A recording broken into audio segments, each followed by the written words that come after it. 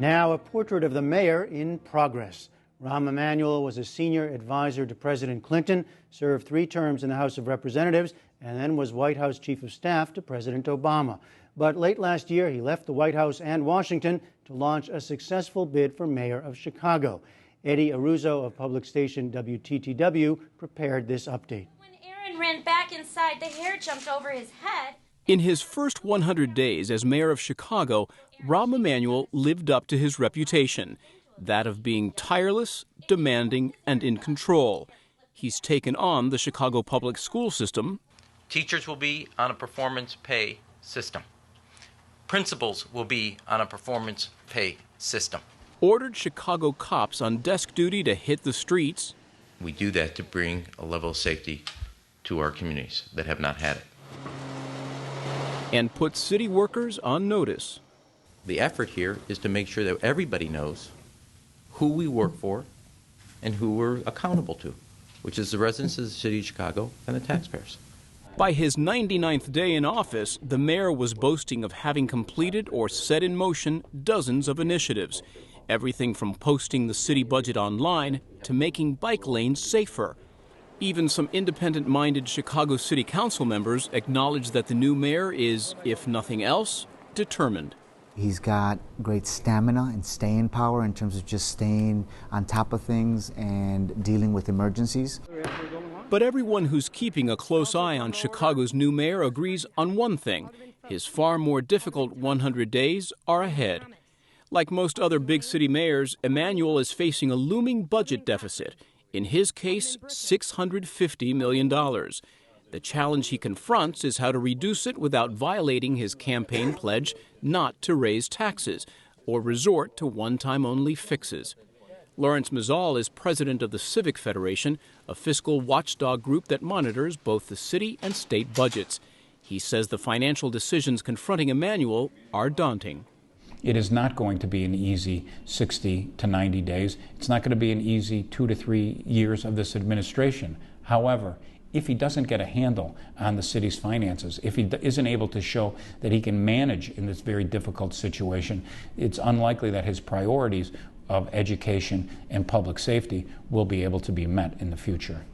Rahm Emanuel has had a lot of practice in making tough decisions, or at least in advising others about tough decisions. When former Chicago Mayor Richard Daley announced last year he would not run for re-election, Emanuel left the White House to pursue what he said was his political dream. He had the money, the backing, and the determination to surmount a tough challenge to his residency.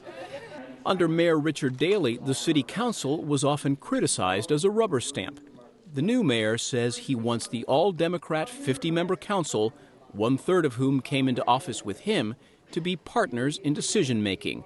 Alderman Scott Waguespack has been an independent and sometimes opposition voice in the city council. He says he's not ready to say if the new mayor is on the right track.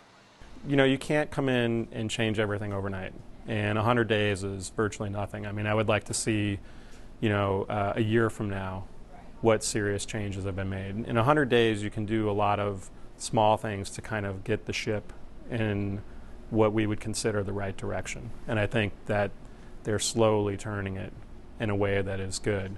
Moving Chicago in the right direction is Mayor Emanuel's stated goal, but he has another less overt objective, that of making Chicago a national example for how to transform big city government in the 21st century.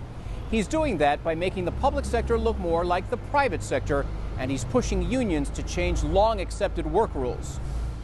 In July, the city sent layoff notices to 625 workers after unions failed to make concessions the new mayor wanted. It was a blow to the Chicago Federation of Labor, an umbrella group for dozens of unions. But the Federation's president is not giving up on a good relationship with the new mayor. Look, I have to believe that he is going to work with us and partner with us because it's what he's told us. And until he proves otherwise, I think we have to go and push as hard as we can into that belief to make sure that hopefully something will come of it. And that's what we're trying to do now. But the new mayor is firm that unions must make changes. I don't think people should be paid double time for overtime rather than time and a half. These are industry standards, or 40 hours rather than 35 hours as if it's 40 hours. That would save a little over $3 million, and 200 people would not get the pink slip. I think making those reforms are the right choices for the taxpayers and the workers. And I'd like organized labor and their leadership to be a partner in that. Emanuel's choice to be Chicago's top cop is Gary McCarthy, the former Newark, New Jersey police chief, who's credited for carrying out a major overhaul of that force. The new mayor wants him to do the same in the Windy City, although the challenges may be greater. The Chicago Police Department has more layers of management than the City of New York's police department. It has more layers of management than the City of Houston's police department. That's an area that the city can attack the management side, the added cost and the layering that occurs in large bureaucracies, and not impact the number of policemen on the street. We think there are many areas of that in government that can be addressed. The new head of the beleaguered Chicago Public Schools is another outsider, Jean-Claude Brizard. He was superintendent of the Rochester, New York school system, where he had a rocky tenure. Brizard and his newly appointed school board have already approved a property tax increase to try to close a $700 million school budget shortfall. And he and the new mayor are pushing for, among other things, longer school days and some concessions from teachers that's led to an ongoing standoff with their union. Craig Dellamore is the political reporter for News Radio 780 in Chicago.